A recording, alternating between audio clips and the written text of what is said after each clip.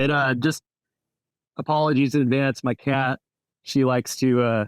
I love cats. If I'm talking, she usually like wants to bother me if I'm like on a video chat. So Perfect. Uh, so she might be around. Perfect. What's her name? Her name is Lily. Lily. Oh, hi Lily. How are you, Lily? She's very nice. I love cats. It's my favorite animal by far. Is Lily okay to record as well? I think so. So are She's not too much of a diva. Pardon? Are you in your studio? Yes, I am. And you guys are from again? I can't remember.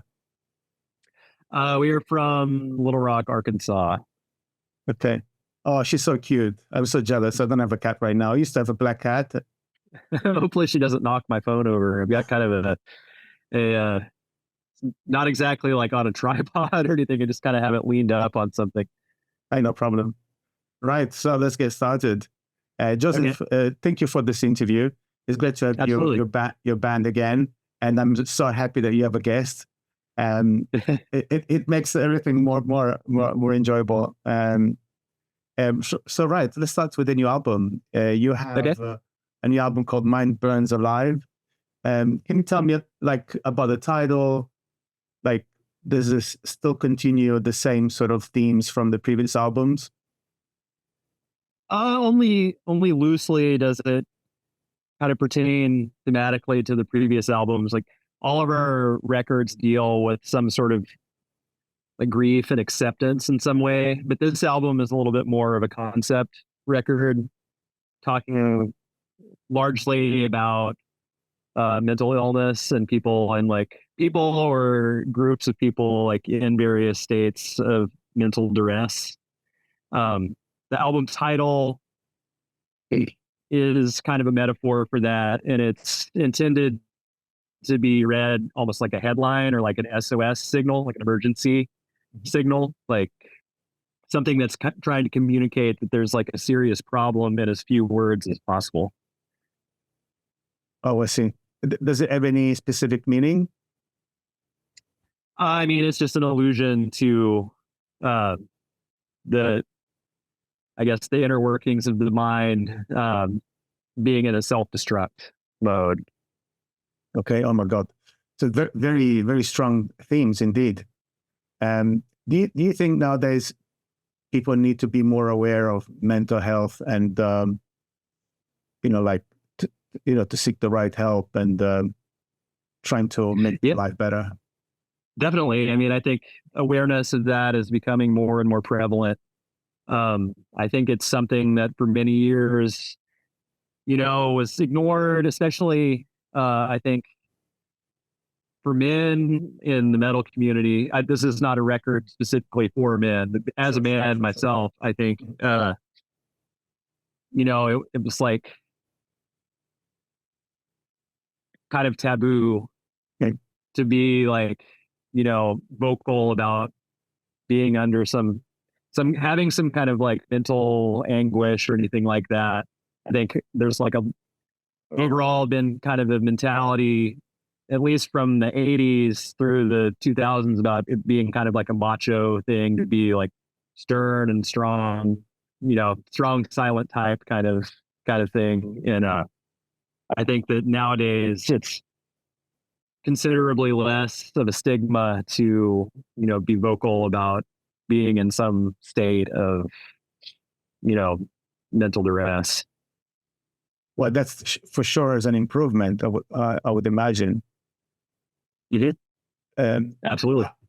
I'm Italian, so we're less. We like to have our emotion showing.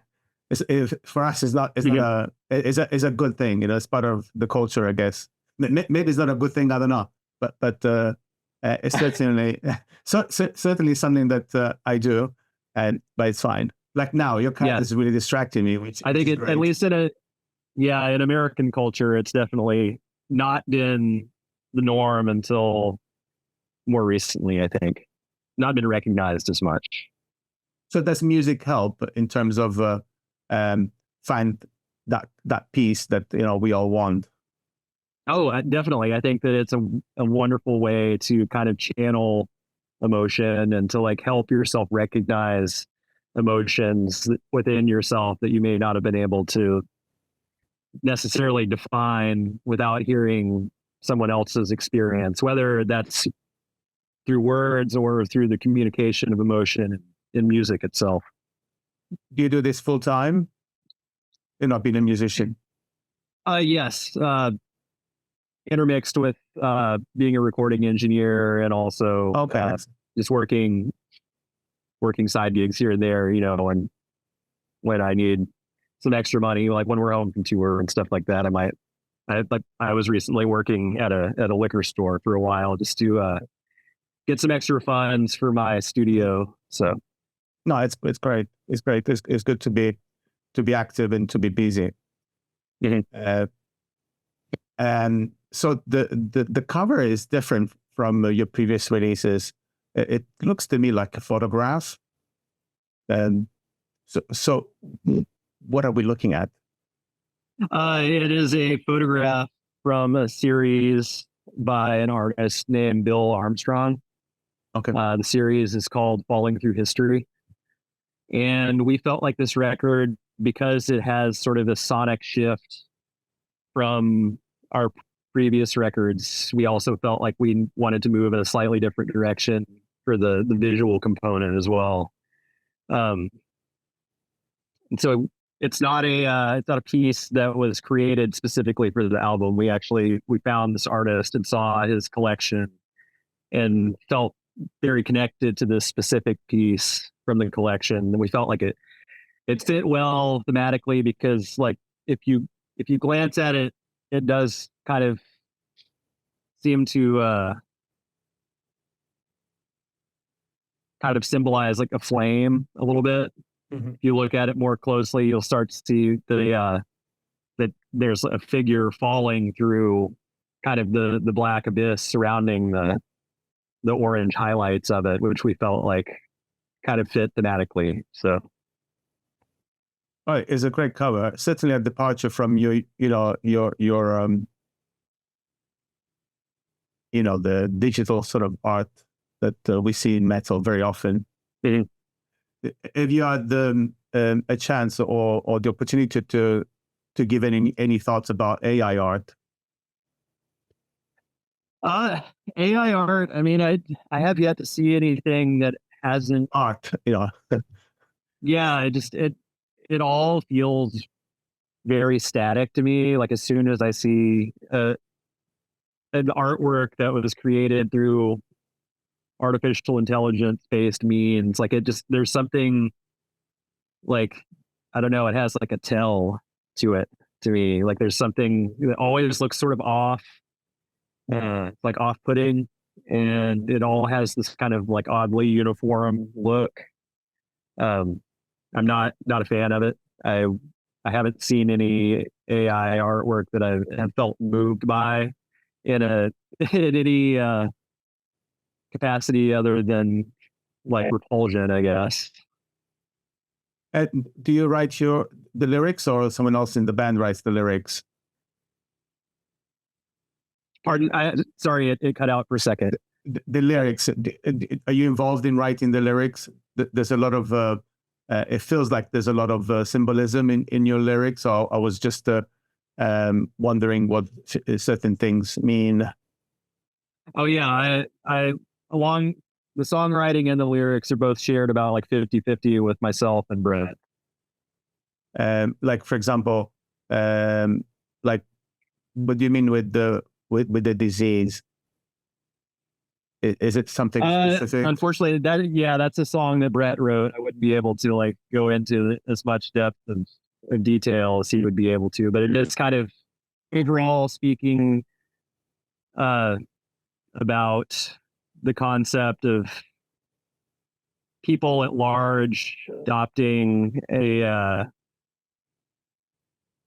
like ill-intentioned and ill-directed like line of thinking, like following a line of misinformation that warps people's perceptions in general, I believe.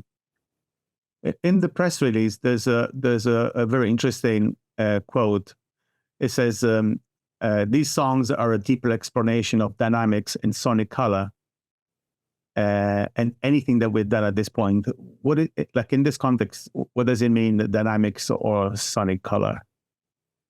I mean, and so if you take this record in comparison to our previous albums, they're largely bombastic, like mostly loud, less room for nuance. We decided that for this record, we wanted to sort of invert that and take the quieter moments that have been peppered throughout our discography and like place the emphasis on that and let there be like quite a bit of detail to take in the quiet. Okay. Yeah, it does feel in just like you described a lot calmer from the previous records, more heartfelt, I would say. I don't know about more heartfelt, but definitely coming from a different direction. Okay, the videos are also very interesting. I love the location for Endless Place. And where was the video shot? So that was a historic building that's in downtown Little Rock that we were able to to rent for a day. It has that enormous kind of theater hall that we were able to utilize, and then there like various other areas throughout the building that we were able to use to do B-roll. Yeah, that was quite an opportunity. We were definitely excited about that. Yeah, I mean, for a moment when I saw it, I was like, "Oh, that's nice." They must have some perhaps in France or even Italy. From the architecture. No, it's actually it's here, but it was built, I think, in very early 1900s. So it's quite okay. At least by American standards, like pretty old at this point. No, it's nice. It's beautiful. I love the decorations and the architecture. It's really beautiful.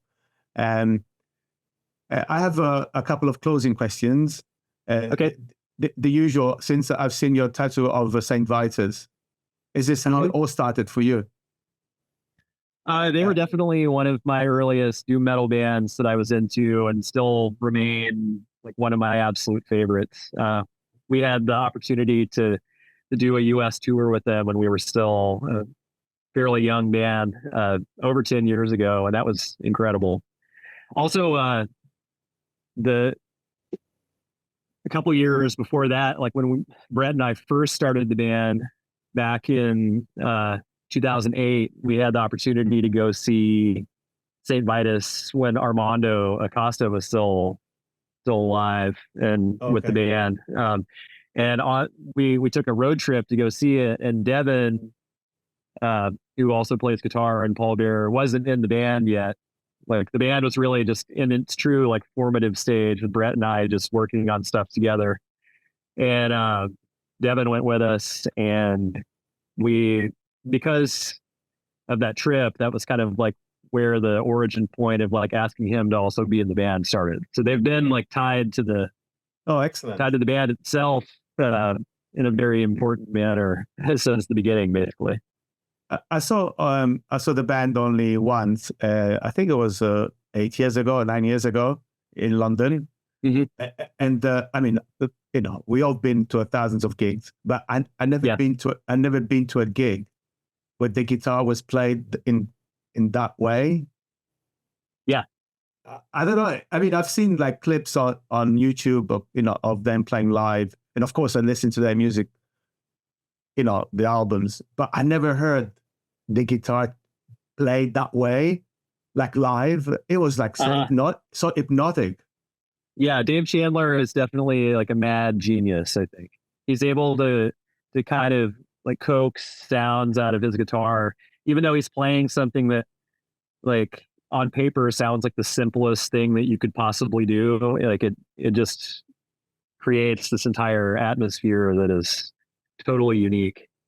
Yes, I mean, I can't compare it. I can't compare his style of playing with anyone. I mean, I'm not a musician, so I don't know. I can't even do that probably, even if I try. But yeah, definitely was something that I never seen before. It was so hypnotic. It was just playing with sound rather than I thought it was amazing. Like an Yeah, some of experience. his like guitar solos, quote unquote, will just be like basically feedback, or Yes. he's able to do these like really amazing, like sort of I don't know, like walls of sound. He's Yes. able to pull out of the guitar just And, perfectly. and it was like improvisation, I would imagine. Yeah, And I'm sure. I remember I was very close to him on this from the stage, and I just got locked in the sound, and it was like, and I wasn't drinking. I was just sober, and suddenly I like without expecting it, I was like locked in this wall of sound. It was amazing. It was amazing. So you must have seen them a few times. I have seen them. I think that the tour that we did was like about 3 weeks long, and then Oh, I've seen okay. them So a you few two are other together. times. Yeah, Okay, yeah. yeah. I've seen them a handful of other times, like outside of that tour as well. I hope to see them again before too long, because I've only gotten to see one show with Scott Regers on vocals, and the Scott Regers era St. Vitus is my favorite. Like I love the Wino stuff, but the Regers albums are my favorite out of their discography. So. Okay, so wine is not your favorite. Well, which one is your favorite? It's I mean, different. Scott Regers is my favorite. I love the Wino albums as well, but I think like Scott Regers is one of my favorite vocalists. Period. Like Mhm. he kind of approaches it with a theatricality that's different Yes, than Wino, who's like a little more stoic, yes. um, like And disaffected sort of. speaking of touring, are you guys gonna go on tour with this album? Yep, we have a full North American tour that's coming up in less than a month, and it goes all the way through August, with a little break in the middle. It's broken into two sections, and then we also have more tour dates that we'll be announcing shortly. Like I think as early as next week, we've got more dates on the way for the fall. Awesome. Hey folks, thanks for watching this podcast. If you enjoyed this interview, please like, share, and subscribe. Tell your friend, your family, and your cat, and stay awesome. Don't forget to check out our store at www.headingmusicartwork.com. Ciao for now.